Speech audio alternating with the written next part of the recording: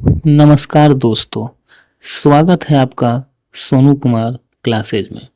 दोस्तों, आज के वीडियो में मैं आप लोगों को बताने वाला हूं केंद्रीय चयन पर्षद सिपाही भर्ती बिहार के द्वारा जो नई वैकेंसी जारी की गई है, तो उसी के बारे में बताने वाला हूं। दोस्तों, वीडियो को शुरू करने से पहले आप लोगों से एक बात कहना चाहूँगा कि अगर अभी तक आपने इस चैनल को सब्सक्राइब नहीं किया है तो इस चैनल को सब्सक्राइब जरूर कर ले, ताकि इस चैनल से रिलेटेड इम्पोर्टेंट नोटिफिकेशन आप लोगों को मिलता रहे।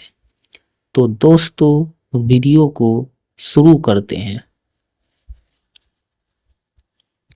देखिए दोस्तों, केंद्रीय चयन पर्षद सिपाही भर्ती बिहार, तो इसी के लिए जो है यानी कि CSBC, तो इसी के द्वारा जो है नई वैकेंसी जारी की गई है, ठीक है, जिसका विज्ञापन संख्या है दोस्तों 3/2025, ठीक है, 3/2025। इसका वेबसाइट यही है, ठीक है। चलिए आगे देखते हैं हम लोग। देखिए, मध्य निषेध सिपाही, कक्षपाल एवं चलंत दस्ता सिपाही के पदों पर नियुक्ति हेतु सूचना, ठीक है दोस्तों। देखिए, यानी इसमें 3 पद के लिए दोस्तों वैकेंसी निकाली गई है। मध्य निषेध सिपाही, कक्षपाल और चलंत दस्ता सिपाही, ठीक है। ये 3 पद के लिए आप अप्लाई कर सकते हैं, ठीक है। देखिए, ऑनलाइन आवेदन पत्र भरने की प्रक्रिया दिनांक 6/10/2025 से प्रारंभ होगी। ऑनलाइन आवेदन पत्र प्राप्ति की अंतिम तिथि होगी 5/11/2025, ठीक है दोस्तों। यानी आप 6/10/2025 से फॉर्म अप्लाई कर सकते हैं और 5 नवंबर 2025 इसका लास्ट डेट है दोस्तों, ठीक है। चलिए आगे देखिए। बिहार सरकार एक मद्य निषेध उत्पाद एवं निबंधन विभाग में मद्य निषेध सिपाही, ठीक है, 2 कारा एवं सुधार सेवाएं निरीक्षणालय गृह विभाग कारा में कक्षपाल एवं 3 परिवहन विभाग में चलंत दस्ता सिपाही के रिक्त पदों का विवरण जो है दोस्तों इस प्रकार है। देखिए, मध्य निषेध सिपाही, इसमें लेवल 3 का सैलरी मिलेगा और वैकेंसी इसमें है दोस्तों 1603। दूसरा है कक्षपाल, ये भी लेवल 3 का जॉब है, 2417 वैकेंसी है। तीसरा है चलंत दस्ता सिपाही, लेवल 2 की इसमें सैलरी है और इसमें रिक्तियों की संख्या है दोस्तों 108, यानी कुल 4128 पोस्ट है दोस्तों, ठीक है। 4128 पोस्ट है इसमें दोस्तों।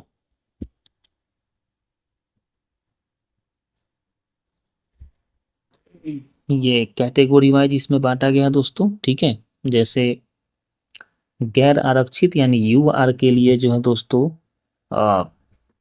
आरक्षण कोटि कोड है इनका 1 और इसमें पदों की संख्या दोस्तों 678, ठीक है, जिसमें बिहार की मूल निवासी महिलाओं के लिए 36 आरक्षण जो है इसमें 237 है दोस्तों, 35% उनको आरक्षण मिलता है, 36 आरक्षण।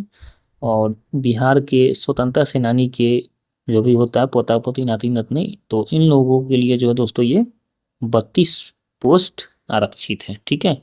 और बाकी सब इसमें बांटा गया, आप देख सकते हैं कैटेगरी वाइज।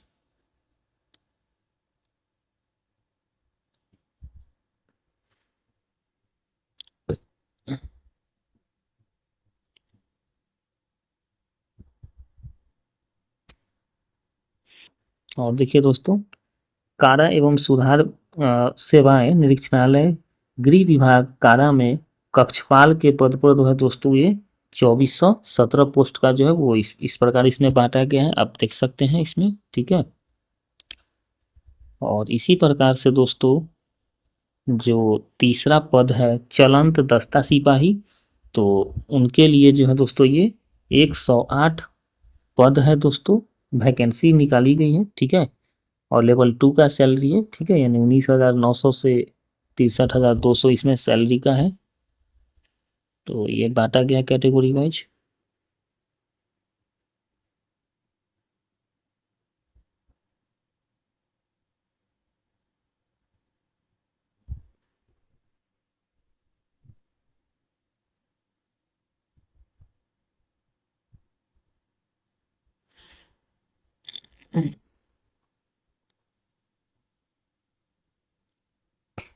कुछ नोट है, देखिए क्या है।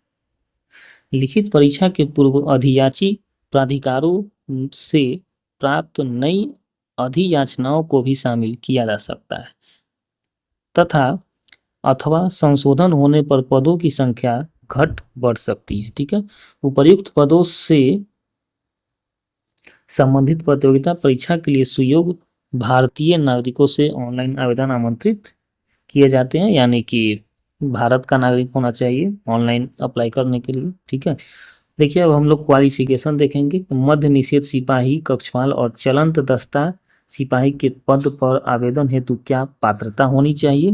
देखिए, तो इस विज्ञापन के तहत तो मात्र भारतीय नागरिक ही आवेदन कर सकते हैं। ठीक है दोस्तों,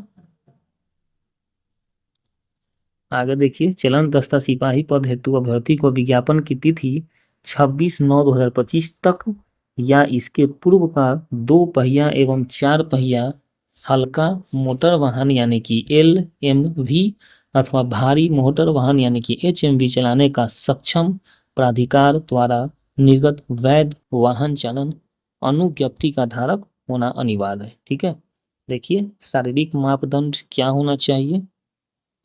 देखिए, अभ्यर्थी को निम्न अनुसार न्यूनतम ऊंचाई, सीना माप, वजन होना चाहिए। ठीक है, देखिए गैर आरक्षित पिछड़ा वर्ग के पुरुष अभ्यर्थियों के लिए जो है न्यूनतम ऊंचाई 165 सेंटीमीटर होनी चाहिए और चेस्ट उनका बिना फुलाए न्यूनतम 81 सेंटीमीटर होना चाहिए और फुलाकर न्यूनतम 86 सेंटीमीटर होना चाहिए, यानी कि 5 सेंटीमीटर का अंतर होना चाहिए। ठीक है, अत्यंत पिछड़ा वर्ग के पुरुष अभ्यर्थियों के लिए ये 160 सेंटीमीटर है और ये 81 सेंटीमीटर, 86 सेंटीमीटर है।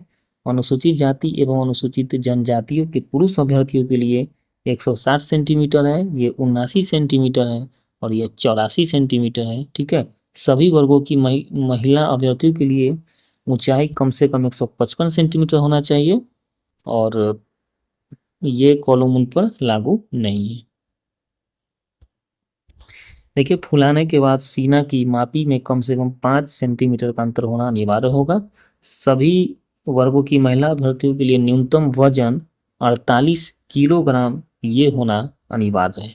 ठीक है, मतलब ये होना आवश्यक है।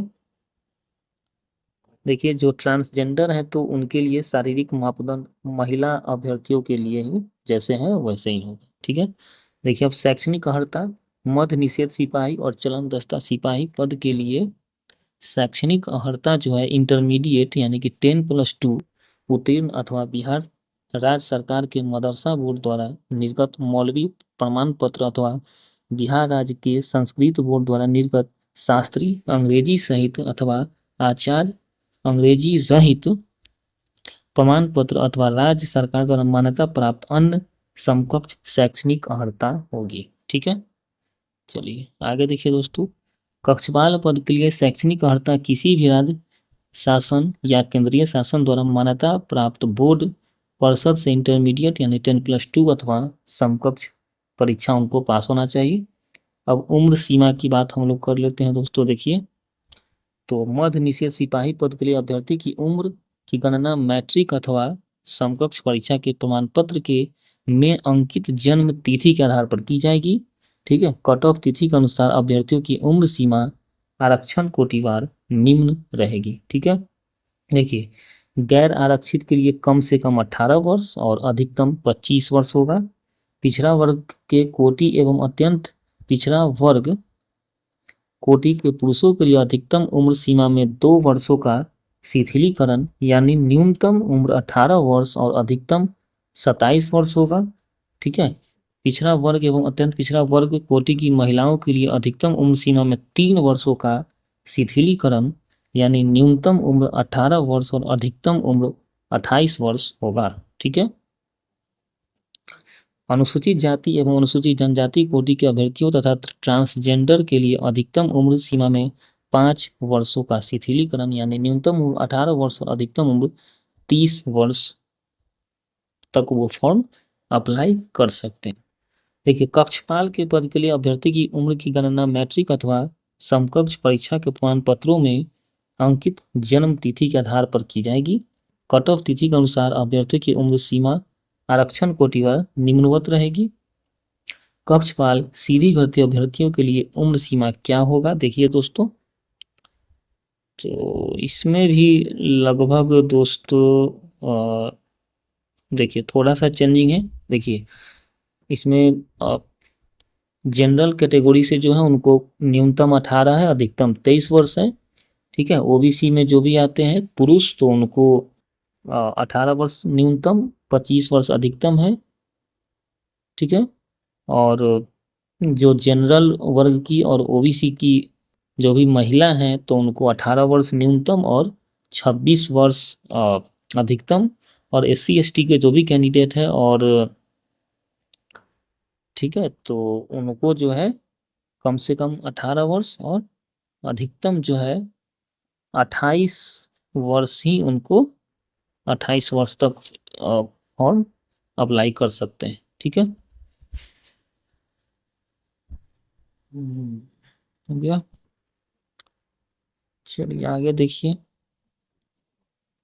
कक्षपाल यानी गृह रक्षक कोटा अभ्यर्थियों के लिए उम्र सीमा क्या होनी चाहिए दोस्तों। देखिए, तो विहित अधिकतम उम्र सीमा में सभी आरक्षण कोटि के गृह रक्षकों को 5 वर्षों की छूट दी जाएगी। ठीक है।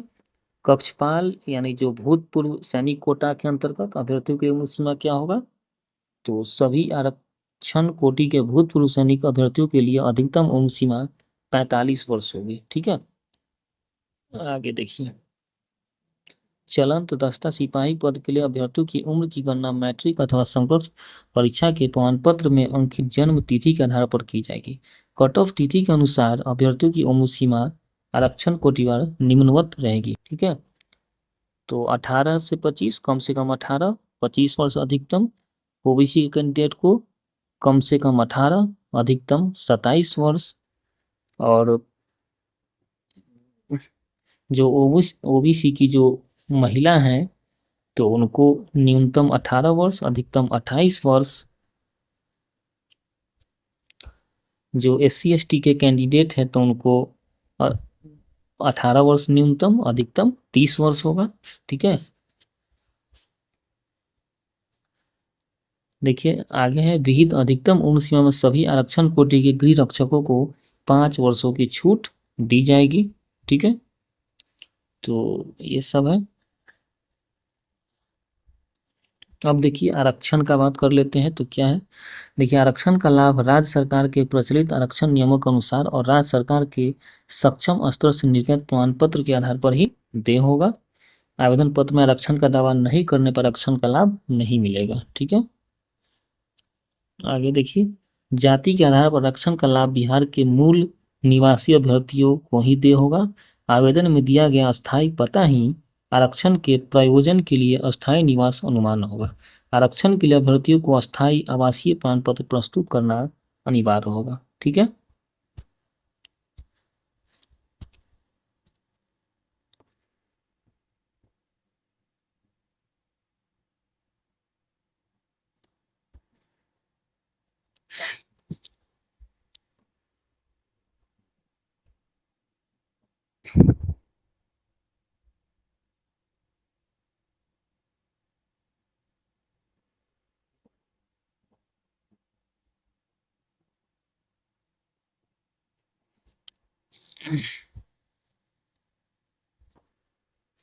कहने का मतलब है दोस्तों कि आरक्षण का लाभ सिर्फ बिहार के अस्थायी निवासियों को ही मिलेगा। ठीक है।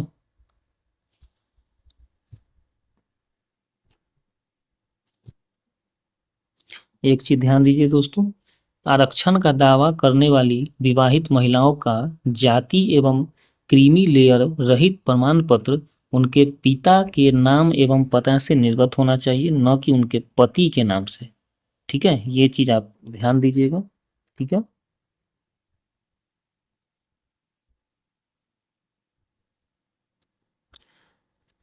और एक चीज ये भी ध्यान दीजिएगा दोस्तों कि जो भी ईडब्ल्यूएस की जो भी महिला कैंडिडेट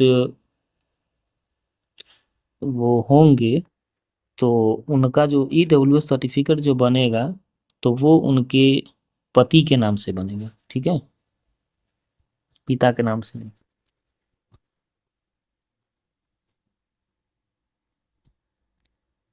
देखिए, विवाहित महिला अभ्यर्थी के पक्ष में आय एवं परिसंपत्ति प्रमाण पत्र अभ्यर्थी के पति के साथ रहने की स्थिति में उनके पति के अस्थायी निवास अंचल से निर्गत होगा, परंतु इस विवाहित महिला का अपने पिता के अस्थायी निवास के आधार पर निर्गत आवास प्रमाण पत्र प्रस्तुत करना आवश्यक होगा, जिससे स्पष्ट हो जाए कि विवेचित विवाहित महिला बिहार राज्य की मूल निवासी है। ठीक है दोस्तों,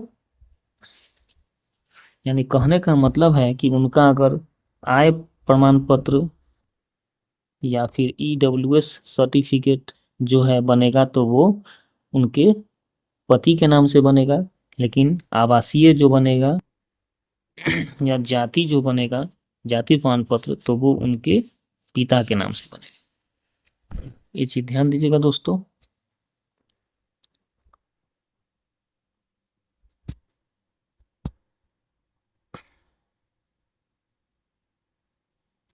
देखिए, ऑनलाइन आवेदन भरते समय उनके पास आरक्षण कोटि के अनुरूप सक्षम प्राधिकार से निर्गत प्रमाण पत्र उपलब्ध होना अनिवार्य होगा। ठीक है, ये कोड आप लोग भर दीजिएगा, नहीं तो फिर आरक्षण का लाभ नहीं मिलेगा। देखिए, अनु एससी के जो भी कैंडिडेट है तो उनका कोड 2 है, एसटी के कैंडिडेट का 3 है, ईबीसी का 4 है, बीसी का 5 है और ईडब्ल्यूएस का 7 है कोड। ठीक है, नहीं भरने पर आरक्षण का लाभ नहीं मिलेगा।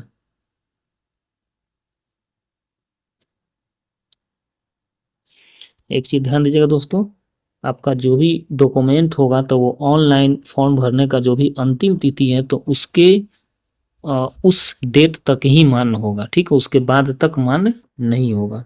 ठीक है, ये ध्यान रखिएगा आप लोग। आप पद का प्राथमिकता दे सकते हैं। ठीक है, देखिए, सभी अभ्यर्थी मध्य निषेध सिपाही, कक्षपाल, सीधी भर्ती एवं चलंत दस्ता सिपाही के लिए अपनी प्राथमिकता के साथ आवेदन कर सकते हैं। ठीक है, बाकी सब अपना ये देख सकते हैं आप लोग। देखिए, चयन के लिए क्या परीक्षा संरचना है। देखिए, तो मध्य निषेध सिपाही, कक्षपाल एवं चलन दस्ता सिपाही की रिक्तियों के लिए चयन भर्ती की प्रक्रिया एक साथ होगी। ठीक है, यानी तीनों का एक साथ होगा। अभ्यर्थी आवेदन में अपनी प्राथमिकता अंकित करेंगे। नियुक्ति हेतु चयनित होने पर मेधा क्रमानुसार इनके द्वारा दी गई प्राथमिकता पर पर्षद द्वारा विचार किया जाएगा। चयन की प्रक्रिया इस प्रकार होगा। देखिए, प्रथम चरण में लिखित परीक्षा होगा।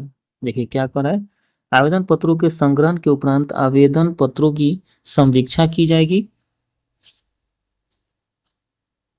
ठीक है, एवं जिन अभ्यर्थियों के आवेदन पत्र सही पाए जाएंगे उनके लिए लिखित परीक्षा का आयोजन किया जाएगा। विज्ञापन के लिए प्राप्त आवेदनों की संख्या के आधार पर एक से अधिक पालियों में परीक्षा आयोजित की जा सकती है। बहुसत्रीय बहुप्रश्न पत्रीय परीक्षाओं के लिए मेधा निर्धारण हेतु नॉर्मलाइज्ड अंकों की गणना जो है इक्वी परसेंटाइल मेथड से की जाएगी। ठीक है दोस्तों, आगे देखिए, लिखित परीक्षा का स्तर बिहार विद्यालय परीक्षा समिति के 10वीं यानी कि मैट्रिक अथवा समकक्ष स्तर का होगा। लिखित परीक्षा में हिंदी, अंग्रेजी, गणित, सामाजिक विज्ञान जिसमें इतिहास, भूगोल, नागरिक शास्त्र, अर्थशास्त्र, ठीक है, उसके बाद विज्ञान में भौतिकी, रसायन शास्त्र, प्राणी विज्ञान, वनस्पति विज्ञान और सामान्य ज्ञान एवं समसामयिक मामले यानी करंट अफेयर से संबंधित वस्तुनिष्ठ प्रश्न होंगे। विस्तृत पाठ्यक्रम आप पर्षद की वेबसाइट इस पर जा करके आप देख सकते हैं। ठीक है, आगे देखिए, लिखित परीक्षा 100 अंकों की होगी। 2 घंटा की एक प्रश्न पत्र में कुल 100 प्रश्न होंगे, जिसमें प्रत्येक सही उत्तर के लिए 1 अंक दिया जाएगा। परीक्षा OMR सीट आधारित होगी। OMR सीट उत्तर पुस्तिका 2 प्रतियों में होगी, जिसमें से एक प्रति अदृश्य कार्बन प्रति के रूप में परिषद के पास अंतिम चयन सूची प्रकाशित होने के पश्चात 1 वर्ष तक सुरक्षित रखी जाएगी। ठीक है। देखिए दोस्तों, लिखित परीक्षा में 30% से कम अंक प्राप्त करने वाले अभ्यर्थी शारीरिक दक्षता परीक्षा के लिए असफल घोषित किए जाएंगे। ठीक है, कम से कम 30% लाना है क्वालिफाई करने के लिए। ठीक है।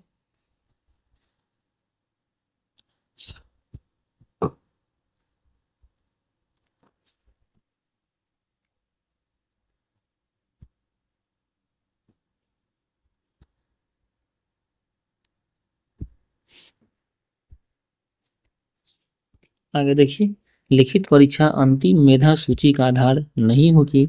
लिखित परीक्षा केवल शारीरिक दक्षता परीक्षा के लिए क्वालिफाइंग होगी। ठीक है।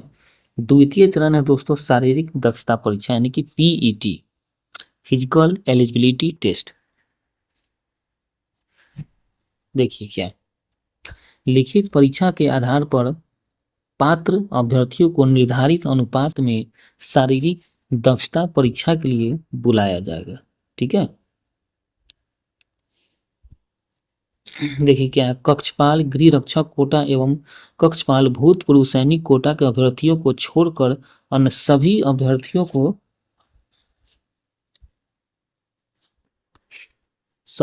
को शारीरिक दक्षता परीक्षा में सम्मिलित होना एवं इसमें सफल होना अनिवार्य होगा। ठीक है। देखिए दोस्तों, कक्षपाल, गृह रक्षक कोटा एवं कक्षपाल भूतपूर्व सैनिक कोटा के अभ्यर्थियों को छोड़कर अन्य सभी अभ्यर्थियों को जो है इसमें शामिल होना है। ठीक है।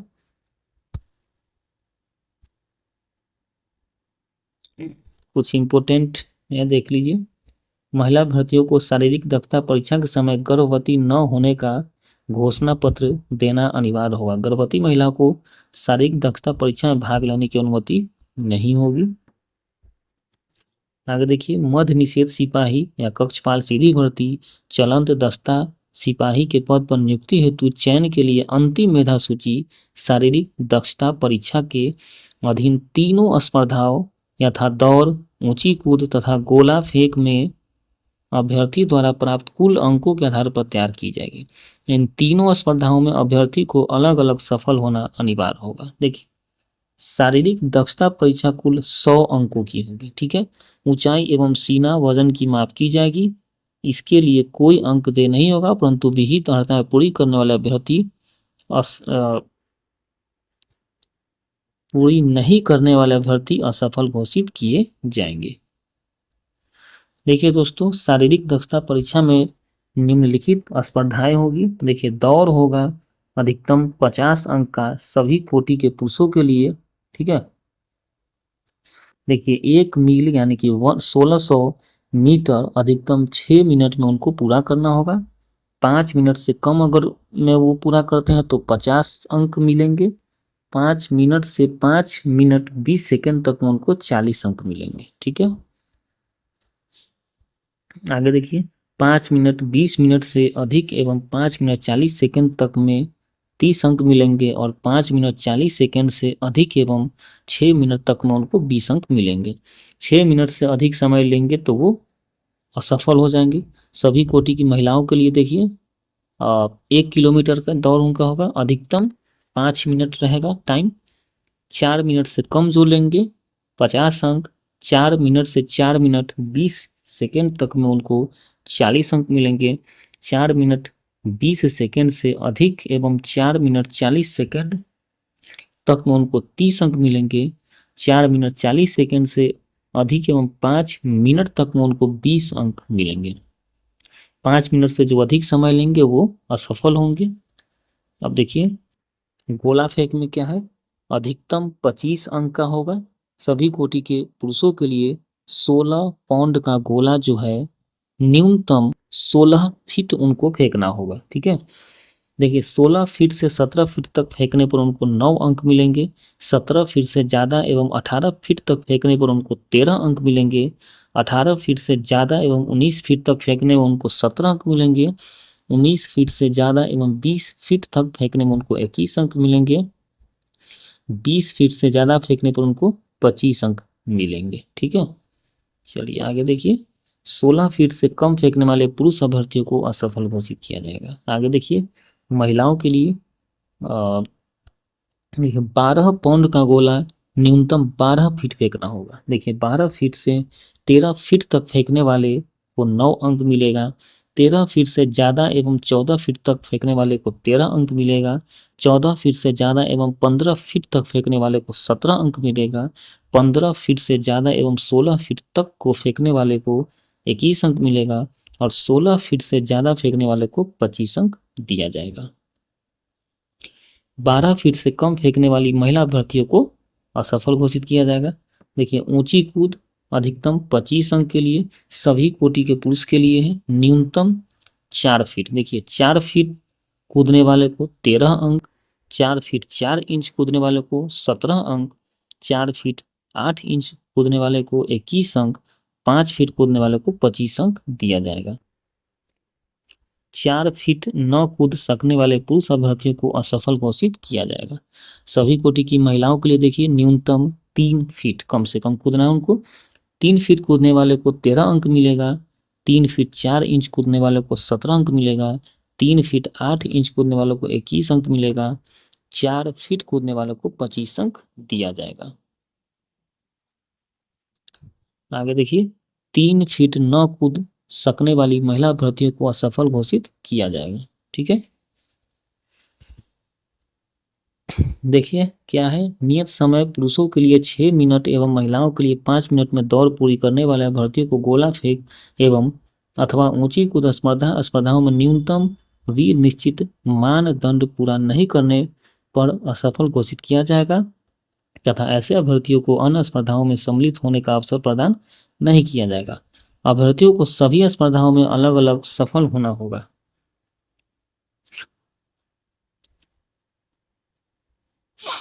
ठीक है, मात्र गोला फेंक एवं ऊंची कूद में अधिकतम 3 मौका दिया जाएगा। ठीक है, गोला फेंक और ऊंची कूद में ही 3 मौका मिलेगा। तृतीय चरण है दोस्तों दस्तावेज यानी डॉक्यूमेंटेशन का। देखिए शारीरिक दक्षता परीक्षा में सफल अभ्यर्थियों के शैक्षणिक अर्हता, उम्र एवं आरक्षण दावों आदि से संबंधित दस्तावेजों का सत्यापन पर्षद द्वारा किया जाएगा। ठीक है, देखिए दस्तावेज सत्यापन के लिए अभ्यर्थियों को निम्नलिखित प्रमाण पत्र सत्यापन हेतु प्रस्तुत करने होंगे। देखिए दोस्तों, ये डॉक्यूमेंट आपके पास होना चाहिए। देखिए क्या है, वैध फोटो युक्त पहचान पत्र जैसे आधार कार्ड, ड्राइविंग लाइसेंस, मतदाता पहचान पत्र आदि। ठीक है, 2 पहिया एवं 4 पहिया वाहन का वैध चालक अनुज्ञप्ति मूल में चलन दस्ता सिपाही पद के लिए, जन्म तिथि प्रमाण पत्र, मैट्रिक समकक्ष सर्टिफिकेट एवं अंक प्रमाण पत्र की मूल प्रति, इंटरमीडिएट या समकक्ष परीक्षा उत्तीर्णता प्रमाण पत्र।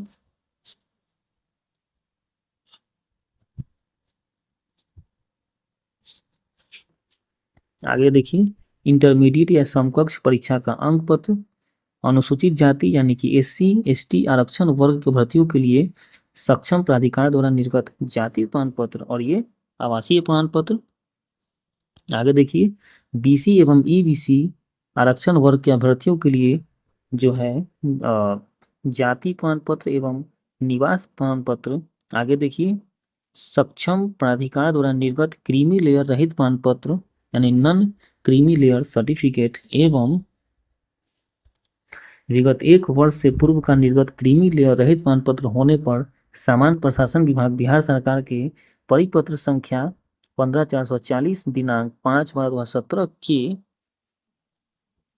अनुसार विहित प्रपत्र फॉर्म जो है सो ये आपको 18B में घोषणा पत्र भी संलग्न करना अनिवार्य होगा। ठीक है, स्वतंत्रता सेनानी के आश्रित अभ्यर्थियों के लिए देखिए, जिला पदाधिकारी प्राधिकृत प्राधिकारी के हस्ताक्षर से निर्गत भूतपूर्व स्वतंत्रता सेनानी के पोता पोती नाती नातनी होने का प्रमाण पत्र, स्वतंत्रता सेनानी के उत्तराधिकारी होने का परिचय पत्र मान्य नहीं होगा। ठीक है, एवं अस्थायी निवास प्रमाण पत्र।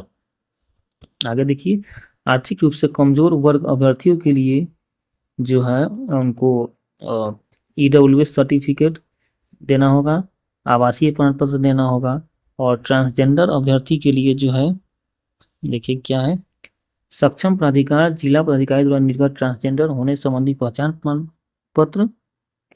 ठीक है।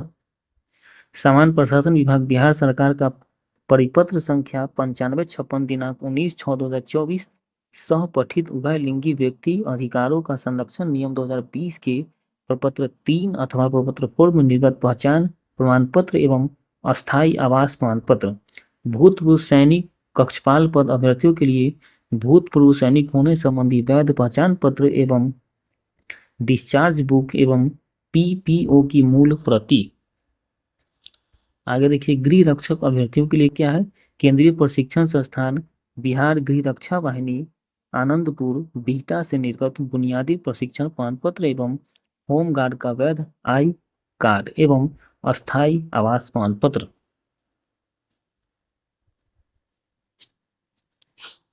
आगे देखिए, उपर्युक्त के अतिरिक्त अन्य कोई दस्तावेज जो राज्य सरकार यथा अद्यतन नीतिगत परिपत्रों अनुसार अभ्यर्थी के दावों के सत्यापन हेतु आवश्यक हो। ठीक है। अब देखिए दोस्तों, मेधा सूची ये कैसे बनेगा। देखिए, कक्षपाल भूतपूर्व सैनिक कोटा एवं कक्षपाल गृह रक्षक कोटा के पदों पर नियुक्ति हेतु मेधा सूची का आधार लिखित परीक्षा होगी। ठीक है। यानी कक्षपाल भूतपूर्व सैनिक कोटा एवं कक्षपाल गृह रक्षक कोटा के पदों पर नियुक्ति हेतु मेधा सूची का आधार लिखित परीक्षा होगी। देखिए, मध्य निषेध सिपाही कक्षपाल सीधी भर्ती चलन दस्ता सिपाही के पद पर नियुक्ति हेतु लिखित परीक्षा मेधा सूची का आधार नहीं होगी। लिखित परीक्षा केवल शारीरिक दक्षता परीक्षा एवं दस्तावेज सत्यापन के लिए क्वालिफाई होंगे। ठीक है।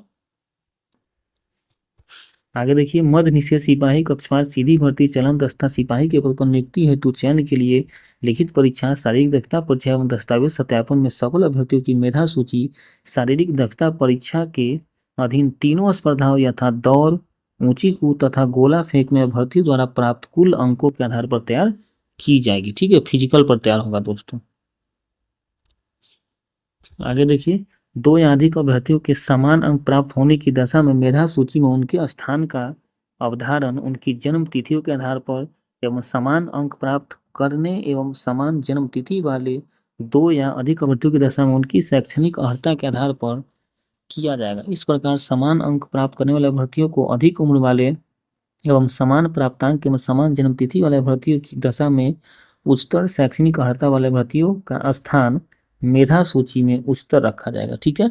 यानी अगर दो कैंडिडेट का समान अंक आता है तो जिनका उम्र ज़्यादा होगी उनको प्राथमिकता मिलेगा। अगर उम्र भी समान आ जाता है तो जिनका हायर क्वालिफिकेशन होगा एजुकेशनल तो उनको प्राथमिकता दिया जाएगा।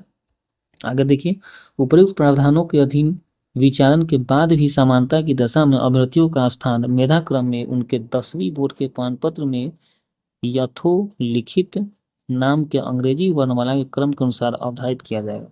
इसके बाद भी अगर बराबर हो जाता है तो अल्फाबेटिकल जो है उनको नाम के लेटर से उनको प्राथमिकता मिलेगा। जैसे किसी का नाम अगर अमोद है, किसी का प्रमोद है, ए पहले आता है पी बाद में, तो ए वाले को प्राथमिकता मिलेगा।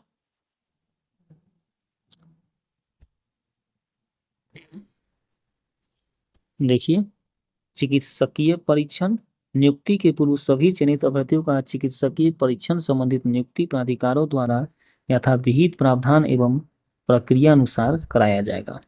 ठीक है। देखिए, अभ्यर्थी का चरित्र सत्यापन एवं पहचान। ठीक है। तो ये सब जांचा जाएगा दोस्तों। देखिए, आवेदन शुल्क दोस्तों जो है क्या है, तो सभी श्रेणी कोटि के अभ्यर्थियों के लिए 100 रुपया आवेदन शुल्क लगेगा सभी के लिए। कट ऑफ तिथि देखिए क्या है, इस विज्ञापन के तहत अभ्यर्थियों के लिए विभिन्न कट ऑफ तिथियां निम्न अनुसार होगी। उम्र सीमा के लिए न्यूनतम उम्र के लिए 1/8/2025 होगा मध्य निषेध सिपाही के लिए। ठीक है दोस्तों।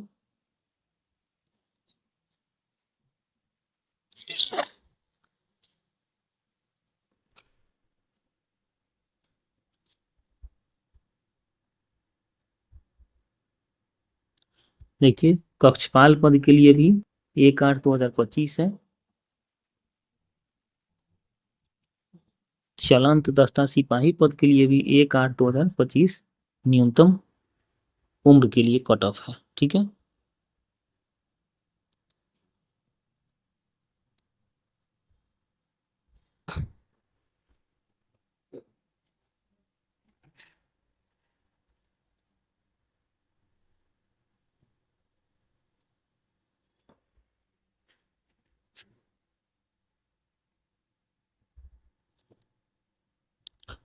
देखिए ऑनलाइन भरने आवेदन पत्र भरने के लिए कुछ आवश्यक निर्देश हैं।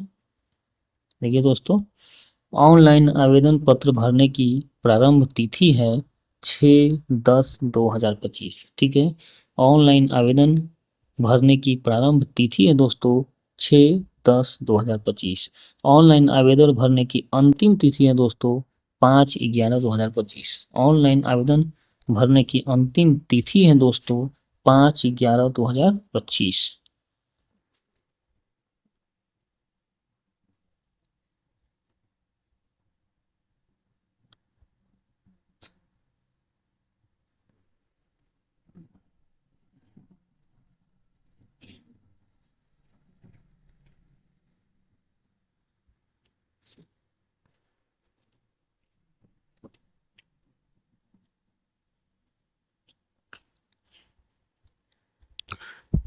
तो दोस्तों इस तरह से आज के वीडियो में मैंने आप लोगों को बताया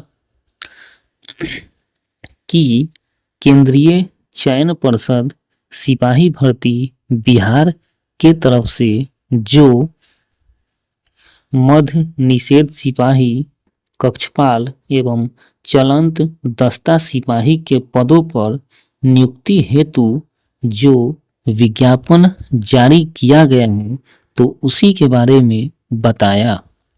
दोस्तों मिलते हैं फिर अगले वीडियो में, तब तक के लिए जय हिंद जय भारत।